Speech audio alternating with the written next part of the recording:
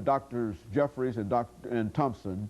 And Dr. Jeffries, before we end the show today, let's give the two of you an opportunity to, you and Dr. Thompson, the opportunity to take the information that we've talked about the African civilization and the impact that it has had and the influence that it has had.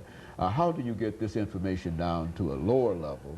Because it's fine that the two of you as researchers, college professors, dealing with college students know this information. That's fine, but what about at a lower level, perhaps at the high school level or at even below that?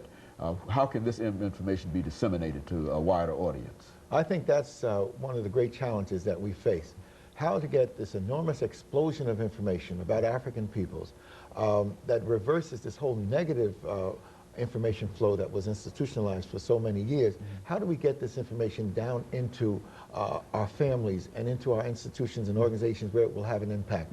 And that's one of the themes of our conference of this weekend, to be able to put it in the hands of the youngest of our peoples who are being educated.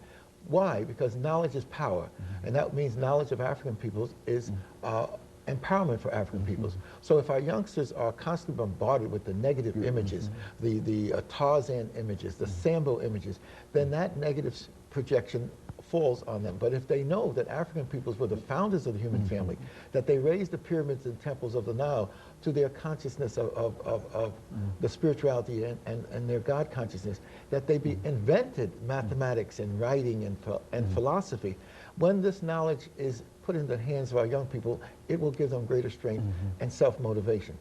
I was at an affair in the Black History Month where they had a school in which the preschool through grade 8 put on a program on history.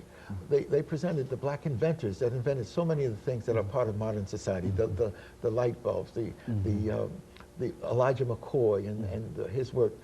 And the other classes presented, for example, the Massachusetts 54th, the fight of black people in the Civil War for their own freedom, etc.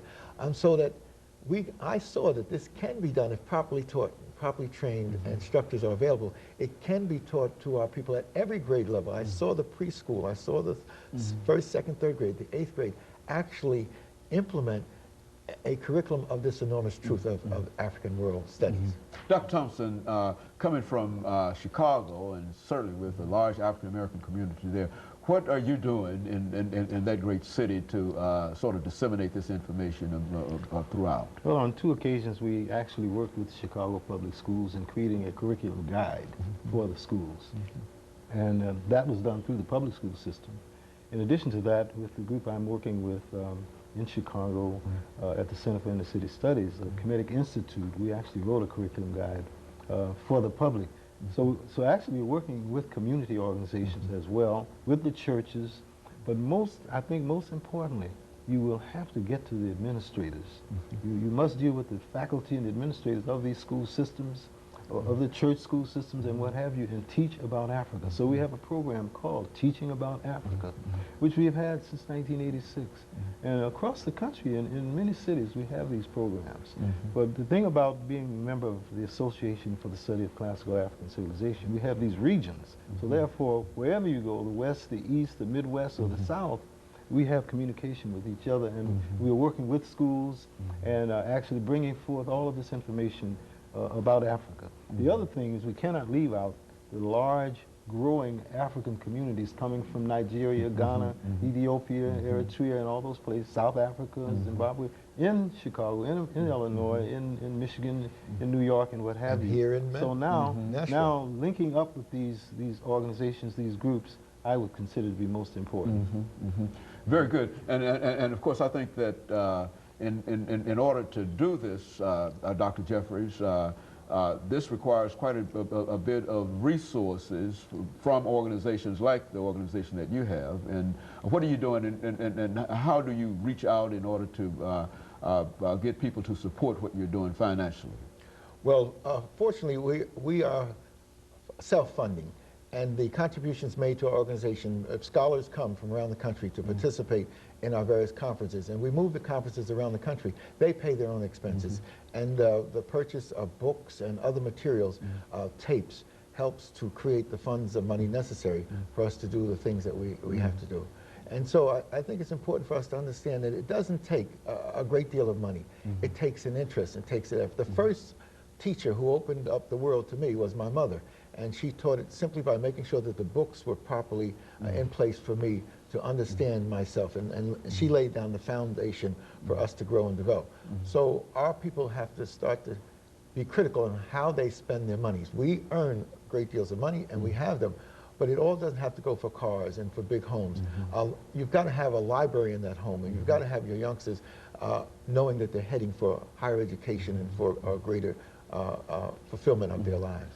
You know, Dr. Thompson, I think one of the organizations that has played a very, very significant role in terms of trying to spread the African civilization has been the Black Studies departments all over the nation. Over the last 3 or 4 minutes, 3 minutes that we have here, you and Dr. Jeffries, why don't you give us some statements in reference to these organizations, these so-called Black Studies departments and whatever, on not only historically Black institution campuses, but campuses all over the nation. Let me just say one thing. We have a website. It's ASCAC, A-S-C-A-C. ASCAC. ASCAC.org. No, go ahead. Yes, and in that website they can connect with a lot of the activities going on around the world in terms of these organizations. But it's important that you mentioned the Black Studies. I was one of the founders of the Black Studies movement in New York and also on the West Coast. I set up the Black Studies department at San Jose State University. And right now, as we speak, the National Council for Black Studies, which was formed in the 70s, just as we formed the Association for the Study of Classical African Civilizations in the 80s when this explosion about the Nile Valley took place, the National Council of Black Studies is meeting in Atlanta as we speak. And hundreds of scholars like ourselves and teachers and many, many hundreds of students are meeting doing some of the same things. I wish I was 2 people now, or I wish I had a helicopter. I could be here in Nashville and participate, and I could fly off to Atlanta and participate. My nephew, Dr. Hassan Jeffries, who's now at the University of Alabama, Tuscaloosa, he's presenting in Atlanta, and he will be awarded his PhD in May from Duke University. He was raised with this consciousness of world studies, so he can move in the African world, but he did his PhD on Lowndes County Freedom Party in Alabama. And he knows the importance of making the connections of African people. Dr. Thompson, over the last 2 minutes that we have, let's give you and Dr. Jeffries, you first, Dr. Thompson, an opportunity to make some final comments to our audience this morning. We've got about 2 minutes. That gives you about a minute, and then, of course, Dr. Jeffries will have some of the things that you want to leave with us. My most important statement is I'm happy to have been here in the state of Tennessee, a very important place for the development of the pyramid idea, which I saw in Memphis, and a continuation of the idea that we are an African people, and I think that's most important. Dr. Jeffries. And I would like to say, as Frederick Douglass said, in struggling against enslavement, if there is no struggle, there is no progress. And we have to continue to struggle so that progress can be realized. And I would like to say that I want to thank you in Tennessee for inviting us, and because I was affiliated with a son of Tennessee, Alex Haley. I worked with Alex for 7 years and helped him develop the Whole Roots program. And Alex showed that with perseverance and understanding, these enormous truths about us as world peoples can be revealed. And the Whole Roots phenomena is an example of African world studies. And it begins here in Tennessee, where Alex's family gave him the foundation and the interest that allowed him to connect with Africa. Over the last half minute, where did you meet Mr. Haley, and say something about that? As I set up the Black Studies Department at San Jose State in California, in San Jose, he was in San Francisco working on the idea for Roots and trying to develop it. And he met some people who, because he had this great interest in reaching into Africa, who knew me and then my experience of going back and forth to Africa many times and studying. So we connected in 1971. 1972, we got a $500,000 grant from the Carnegie Corporation to look at the Black family worldwide.